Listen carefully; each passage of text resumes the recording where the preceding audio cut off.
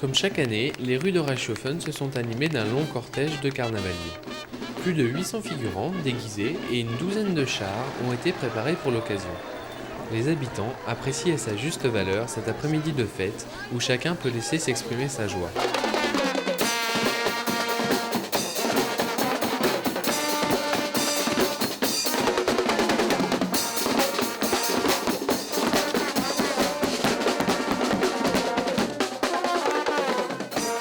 Pour le plus grand plaisir des petits et des grands enfants, confiseries et cotillons sont largement distribués ou projetés par les puissants canons à confettis.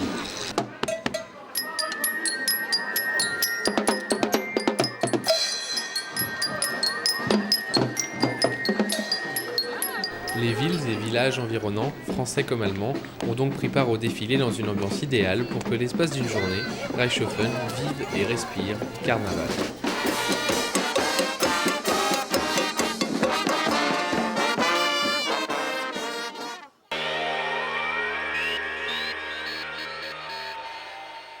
Un nouveau monument dédié aux anciens combattants d'Afrique du Nord se dresse aux abords de la mairie de Reichshofen.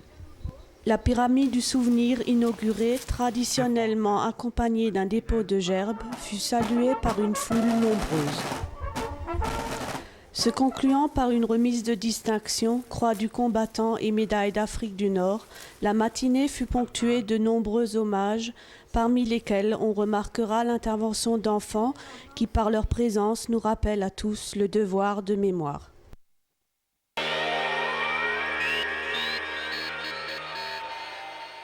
Insulaire, aujourd'hui, on avait la porte ouverte de Cyberteams. Donc Cyberteams, c'est une association informatique qui permet aux jeunes et aux moins jeunes de venir s'initier à l'informatique, apprendre à connaître Internet. En fait, on est 2 emplois jeunes. Donc il y a mon collègue Jean-François qui s'occupe un peu de tout ce qui est graphisme, jeux en réseau. Et moi, je m'occupe plus précisément de l'Internet. On assiste les personnes pendant le libre-service. On accueille également des scolaires. Donc, ils viennent 3 fois par semaine, pendant 3 heures, chaque classe. Et ils s'initient à l'Internet, au traitement de texte, au tableur. Donc l'âge importe peu. Mais c'est vrai qu'en apprenant en étant jeune, on a plus de facilité plus tard. L'ambiance autour d'un poste est très conviviale. Souvent, ils s'aident dans les jeux en stratégie, les jeux en temps réel. Ils s'apportent des idées nouvelles et donc ça crée des liens, ça crée des petits groupes. Et donc, par exemple, en jeu en réseau, on voit ça, ils sont souvent à 2 par ordinateur et puis ils s'entraident, quoi. C'est vrai que Cyberteams a engendré chez certaines personnes l'achat d'un ordinateur, mais souvent ils ne prennent pas Internet. Donc ils viennent ici pour surfer et pour apprendre les petites techniques. Et chez eux, ils le peaufinent, ils le mettent en œuvre, quoi. Ce dimanche fit ainsi l'inauguration de la nouvelle salle multimédia qui comprendra bientôt 12 postes. On apporta également un clic symbolique sur le futur site internet de l'association. Donc ce site a été préparé donc, pendant 6 mois, bien 6 mois. Et donc aujourd'hui, donc, il reste au stade de la validation, il va être mis en ligne d'ici sous peu.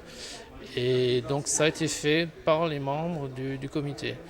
Et tous les membres du comité ont été formés donc, à l'outil d'Internet. Et donc aujourd'hui, c'est le fruit quand même de la bonne réussite de cette formation. Et je pense maintenant qu'il faut qu'on aille plus loin, donc on va le faire vivre. Donc l'emploi jeune, donc Stéphanie sera la webmaster et je crois qu'on le fera vivre. Aujourd'hui, c'est assez mystique. Qui parle de Internet, c'est tout de suite tout un monde informatique, toute une maîtrise. Et aujourd'hui, je pense qu'il faut qu'on arrive à transférer cette compétence donc, à nos membres et aux gens qui viennent régulièrement à Cyberteams.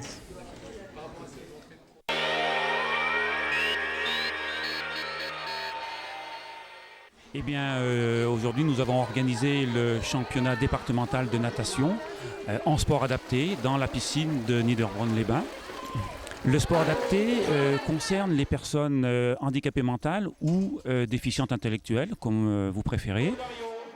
Pour que la logique sportive soit respectée, pour que l'éthique sportive soit respectée, le sport adapté se décline en plusieurs divisions et chacun peut ainsi s'exprimer selon ses capacités, voire selon ses compétences. Et certains d'entre eux, éventuellement, peuvent participer au championnat de France. Et parmi les meilleurs de ces championnats de France, naturellement, ils peuvent très bien être sélectionnés pour des Jeux paralympiques. Donc, ils ont tout à fait la notion de compétition. Chacun peut vraiment travailler et s'exprimer selon ses capacités. Et c'est ça qui est important.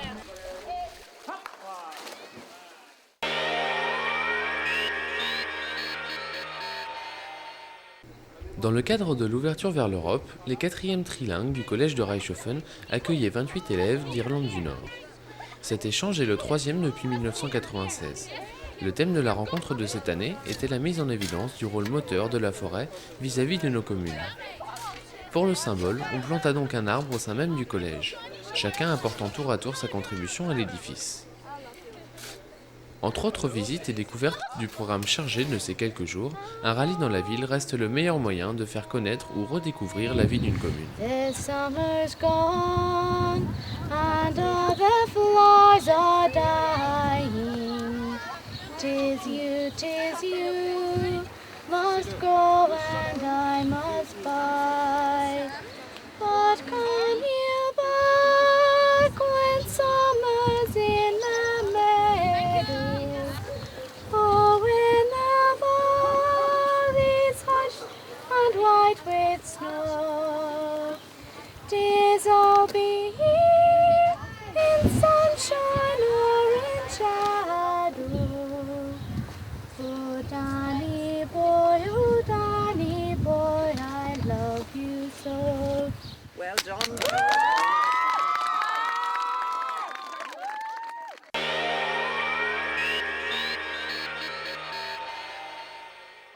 Concrètement, il y avait 8 classes de la circonscription qui regroupent les élèves du secteur de Haguenau et de Niederbronn qui se sont retrouvés pour un parcours de débrouillardise.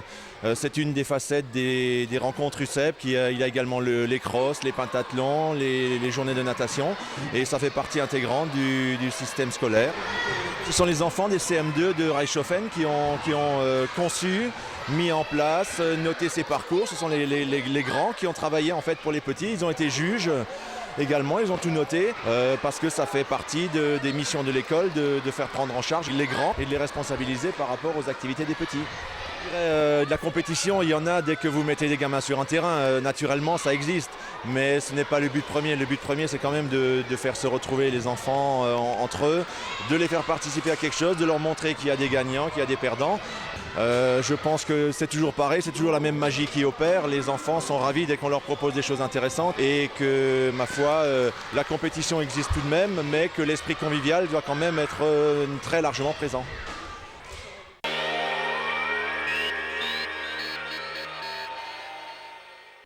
Dans les locaux de la mairie de Niederbronn-les-Bains, dans le cadre des réunions décentralisées, le Conseil général réunit sa commission permanente. L'ordre du jour traité, une visite de la nouvelle mairie de Griesbach et de son tout nouveau système de chauffage au bois est organisée.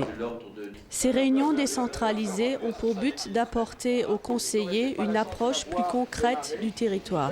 Ainsi, ils clôtureront la matinée par la découverte d'une des usines moteurs de l'économie régionale.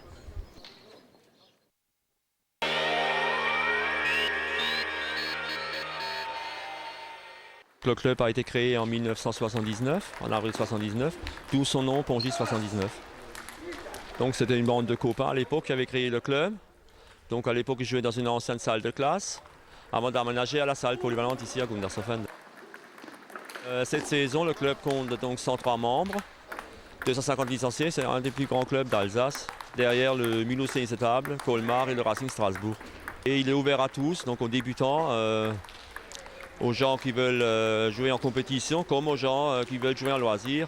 Et là, on a créé cette année une section loisirs. L'ambiance au club, elle est vraiment super en ce moment. Donc les gens, ils sont impliqués. Vous voyez, la salle est pleine. Donc Ils viennent à l'entraînement et ils se défoulent.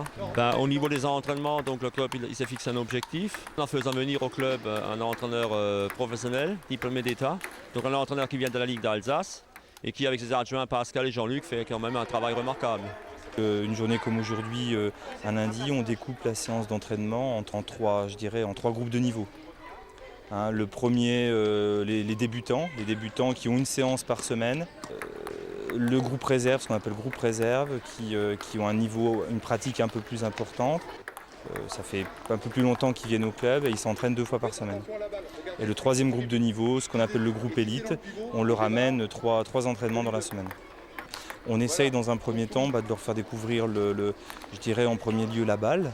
On essaye ensuite de découvrir la table, on découvre la raquette. On essaye avec ces 3 instruments qui sont un peu nouveaux pour certains, d'avancer, de leur montrer le geste du coup droit, le geste du revers et une chose très importante qui est le service.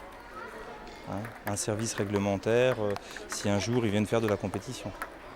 Ça reste essentiellement un loisir. C'est un amusement, disons que ça reste du ping-pong, quoi. Le tennis de table, c'est de 7 à 77 ans. La preuve, on a des jeunes de 7 ans et les plus âgés, ils ont quand même 63 ans. La plupart, ils sont là, ils jouent en compétition, donc ils jouent 2 championnats. Ils jouent une fois en latte, donc la ligue officielle, et une fois ils jouent en agère, c'est une ligue affinitaire. La page de l'histoire, elle a été écrite par l'équipe 1 avec la montée en R3 la saison dernière et la montée en régional 2 dimanche. Donc c'était le match pour le maintien, le match qu'il fallait qu'on gagne. Et là, vraiment, l'équipe, elle s'est vraiment surpassée en gagnant contre Ingersheim 11-9.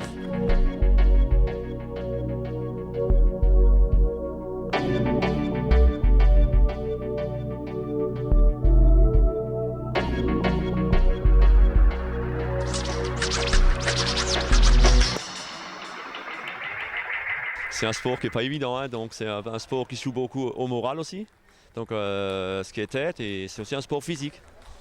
L'important c'est l'envie de réussir, c'est la passion, et puis c'est avant tout se faire plaisir. Je pense que si on se fait plaisir, on réussit.